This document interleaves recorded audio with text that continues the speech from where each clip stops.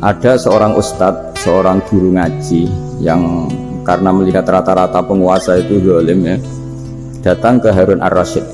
Ini perlu disemak, datang ke Khalifatullah atau Amirul Mukminin Harun ar-Rasyid. Karena beliau seorang raja, tentu terduga lah, atau ya umumnya atau gimana lah istilahnya, itu ya rata-rata ya agak seenaknya, namanya raja, namanya penguasa. Ini dalam pikiran ustadz itu, tidak mesti dalam fakta.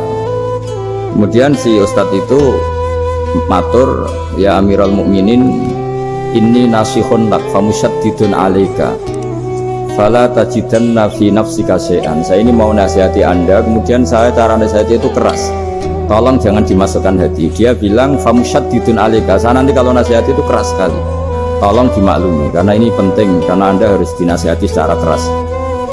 Tapi sebelum nasihat itu diutarakan, kata Harun ar-Rasyid, karena beliau Bani Abbas dan beliau orang alim, termasuk muridnya Imam Malik, kata Harun ar-Rasyid, uskut, kamu diam Ustaz. Inna Allaha ta'ala arsala man huwa khairun minka ila man huwa syarrun minni wa ma'adhalika yaqulu Allahu ta'ala faqula lahu qawlan layyinan la'allahu yatadzakkaru aw yakhsha. Jadi ini sekaligus etika dan norma ya bagi semua dai di Indonesia dan semua kita. Wahai Ustadz, kamu diam. Allah Ta'ala itu ngutus orang yang lebih baik ketimbang kamu, yaitu Nabi Musa, ke orang yang lebih jelek ketimbang saya, yaitu ke Fir'aun. Itu saja harus pakai etika, faqula lahu qawlan layyinan, kamu harus ngomong yang halus. Jadi intinya ini Harun ar-Rasyid komplain, kamu itu kalau jadi ustadz ngaji kira-kira gitu. Jadi betapa baiknya orang dulu memahami Quran. Jadi Quran itu dibaca, kemudian kita mungkin baca terus jadi cerita, mungkin ada yang baca jadi perilaku, ada yang baca kemudian itu mengilhami, membentuk. Nah kira-kira itulah yang membentuk kiai alim di NU, di beberapa pesantren maupun orang-orang alim di luar NU. Asal apa ya, ngajinya dan bacanya seperti kita, pasti seperti itu, karena cara berpikir tadi sudah. Jadi akhirnya si ustadz tadi keluar dan minta maaf, anta a'lamu minni, ternyata engkau lebih alim ketimbang saya. Jadi kalimat famusyaddidun alaika, saya akan keras cara memberi nasihat, itu yang diket, yang dipotong, yang dibatalkan atau yang diralat oleh Khalifatullah Harun ar-Rasyid. Yaitu dikatakan Inna Allaha ta'ala arsala man huwa khairun minka ila man huwa syarrun minni, yaitu Allah mengutus orang yang lebih baik ketimbang kamu, yaitu Nabi Musa, ke orang yang lebih jelek ketimbang saya, yaitu Fir'aun. Itu pun harus faqula lahu qawlan layyinan, cara berdakwah harus dengan kata-kata yang halus, yang lembut, yang indah. Dan dengan kata-kata itu diharapkan la'allahu yatadzakkaru aw yakhsha, semoga yang didakwai menjadi ingat. Sehingga dengan kemampuan ilmiah seperti ini menjadi pegangan bersama bahwa kita sebagai dai atau sebagai tetangga atau sebagai sama-sama warga Indonesia, bawaan kita memang harus faqula lahu qawlan layyinan la'allahu yatadzakkaru aw yakhsha. Kemudian dalam disiplin ilmu yang lain, halus itu tidak kuat.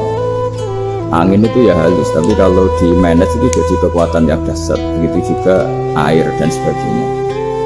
Sehingga tidak perlu khawatir terus kalau dakwah halus itu tidak punya efek yang signifikan. Tidak juga. Allah Ta'ala itu pengelola angin. Angin itu kekuatannya dahsyat, sehingga Nabi Sulaiman dikasih kekuatan angin dan bisa terbang kemana-mana. Kemudian sekarang jadi teknologi yang banyak memanfaatkan angin, mulai rem, mulai apa saja. Sehingga dari cerita saya ini kemudian terus kiai-kiai itu membentuk dakwah termasuk di ekonomi dengan cara yang rileks. Nah cara rileks itu satu tentu dimulai dengan ilmu. Misalnya begini, saya beri contoh. Ketika ada orang melafadzkan kalimat la ilaha illallah, tiada Tuhan selain Allah, kemudian kalimat ini mungkin kalau orang NU baca itu rutin ya, karena kiainya kelamaan dia yang ikut sambil tidur ya. Kalau tahlil itu disebut kiai tertentu itu mesti yang belakang wah suwi itu, kalau kiai itu lama itu. Nah kiainya juga karena jadi lakon ya kan lebih semangat karena pegang mic. Biasanya gitu di NU itu, kalau khotib mesti semangat karena yang pegang mic, yang dengerin mesti ngantuk karena monoton gitu. Karena yang mendengarin sudah tahu, pasti nyuruh baik meninggalkan yang jelek. Jadi ilmunya sudah disimpulkan dulu. Setiap yang tidur di masjid mesti tak tanya kenapa tidur. Ilmunya tidak ada perkembangan, Gus, nyuruh yang baik meninggalkan yang jelek. Tapi kalau ilmunya agak ada perubahan kan dengar semua pasti nyuruh yang jelek meninggalkan yang baik. Karena watak manusia itu agak-agak suka fitnah, itu suka geger. Tapi kalau monoton itu mesti enggak itu. Tapi yang menjadi pegangan kita, saya ulang lagi, itu ilmu dulu. Saya ulang lagi itu. Saya berkali-kali menyontohkan, kalau ada orang kafir, orang yang tidak bersyahadat 70 tahun, kemudian dia bersyahadat sekali saja di akhir hayatnya, itu kata Allah, qulil ladzina kafaru iyantahu yughfar lahum ma qad salaf.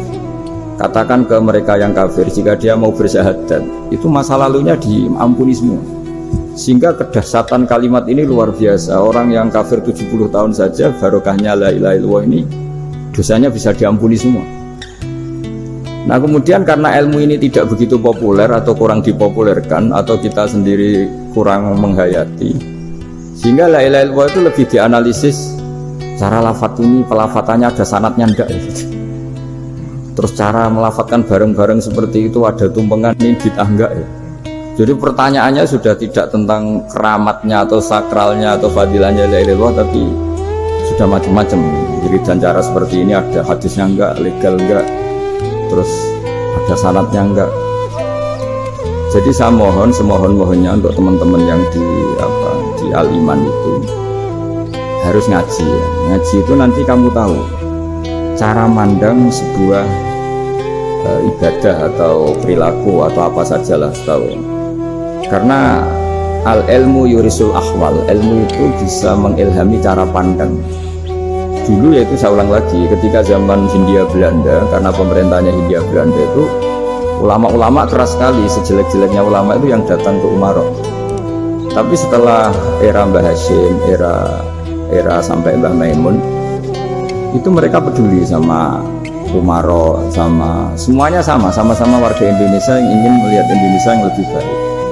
Sehingga banyak ya, kakak saya sendiri pernah wakil bupati, terus putra Mbah Maimun wakil gubernur, ini teman saya Kiai Hafid ya bupati. Semenjak itu terus, dan itu nggak lepas dari cara pandang.